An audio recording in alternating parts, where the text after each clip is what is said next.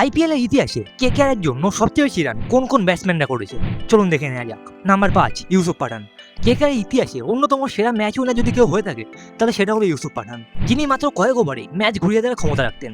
তাই মোট 2061 রান করে ইউসুফ পাঠান আছেন নাম্বার 5-এ। নাম্বার 4 নীতিশ রানা। নীতিশ রানা কিন্তু এমন একজন ব্যাটসম্যান যে কেকেআর এর জন্য ধারাবাহিকভাবে রান করে এসেছে, তবে স্পটলাইটে তার নাম কখনোই আসেনি এবং কেকেআর এর জন্য তিনি করেছেন মোট 2199 রান।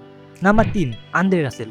কেকেআর ইতিহাসে সবচেয়ে ডেঞ্জারাস অলরাউন্ডার, বিশেষ করে ফিনিশার ব্যাটসম্যান যদি কেউ হয়ে থাকে তাহলে সেটা হলো রাসেল দামাসেল, কারণ ব্যাট হাতে রাসেল কেকেআরের জন্য করেছে মোট 2491 রান। নাম্বার 2 রবিন উথাপ্পা।